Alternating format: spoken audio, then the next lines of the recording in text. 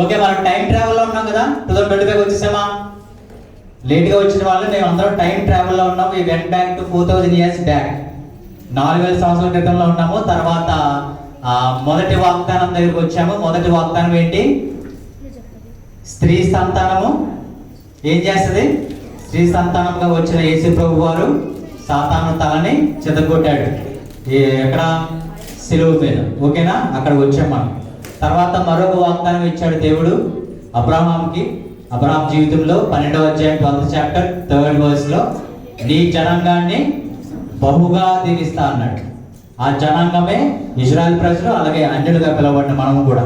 So మనందరిని కూడా ఆయన ఏం చేశాడంటే ఐ విల్ బ్లెస్ యూ అని చెప్పాడు.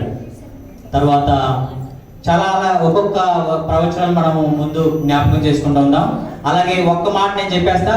ఆల్బర్ట్ ఐన్స్టీన్ అనే ఆయన ప్రభు అయిన యేసుక్రీస్తు గురించి ఏం చెప్పాడు?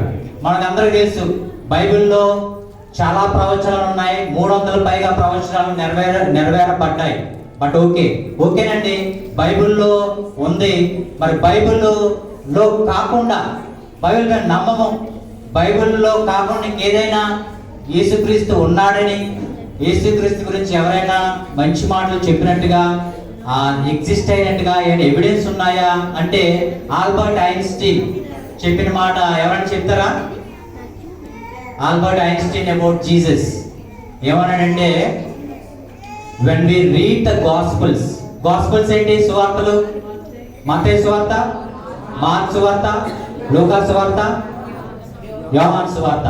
when we read these gospels, ఈ సువార్తలు ఎవరైనా చదివితే we feel the presence of Jesus. యేసుక్రీస్తుని అనుభవపూర్వకంగా మనము అనుభవిస్తాము ఎప్పుడు? ఈ సువార్త చదివినప్పుడు ఎవరైనా కూడా అని ఆల్బర్ట్ ఐన్స్టీన్ శాస్త్రవేత్త చెప్పిన మాట ఇది. అలాగే మరొక గొప్ప వ్యక్తి గురించి నేను చెప్పేసి నెక్స్ట్ ప్రోగ్రామ్ వెళ్ళిపోదాం. స్వామి వివేకానంద ఆయన చికాగో, ఆయన పిల్లలు జరిగింది ఆ రోజుల్లో. ఆయన చికాగో వెళ్ళి ఆయన ఒక మత ప్రబోధకుడు, సనాతన ధర్మాన్ని కాపాడడానికి ఆయన పూనుకున్నాడు. ఆయన్ని మన భారతదేశాన్ని సంబంధించి ట్రెడిషన్స్ గురించి, కల్చర్స్ గురించి, మన భారతదేశంలో ఉన్న ఈ ధర్మాన్ని గురించి చెప్పనప్పుడు ఆయన చికాగోలో 3 సర్మన్స్ ఇవ్వడం జరిగింది. ఆ సర్మన్స్ అయిపోయిన తర్వాత ఆయన రిపోర్టర్ అడిగాడు, అన్నీ కూడా హిస్టరీలో ఉన్నవే. సో ఆయన అడిగింది ఏంటి? What is your opinion about Jesus? యేసుక్రీస్తు కోసం మీ ఒపీనియన్ ఏంటి అని అడిగినప్పుడు ఆయన చెప్పిన మాట ఏంటంటే, is the purest of the pure అన్నాడు. అంటే నీతిమంతులు అందరిలో ఈ భూమి మీద చాలా మంది ఉండొచ్చు, కానీ వాళ్ళందరికంటే ఎవరైనా గొప్ప నీతిమంతుడు, చాలా గొప్పగా జీవించాడు, మోరల్ వాల్యూస్ కలిగి ఉన్నాడు, వైస్ టీచర్గా ఉన్నాడు, అనేక గొప్ప కార్యాలు చేశాడు, గొప్ప మానవ జీవితం కలిగి ఉన్నాడు. ఎవరన్నారంటే ఆయన ప్రభు అయిన యేసుక్రీస్తు అన్నాడు. ఈ స్నానాన్ని స్వామి వివేకానంద మన భారతదేశంలో గొప్ప వ్యక్తిగా పిలువబడ్డాడు. Thank you. Big clap. మనం ఎవరికి ఇవ్వాలి? జీసస్కి ఇవ్వాలి. Yes, we need to give a big applause to Jesus Christ. Okay, next program రండమ్మా.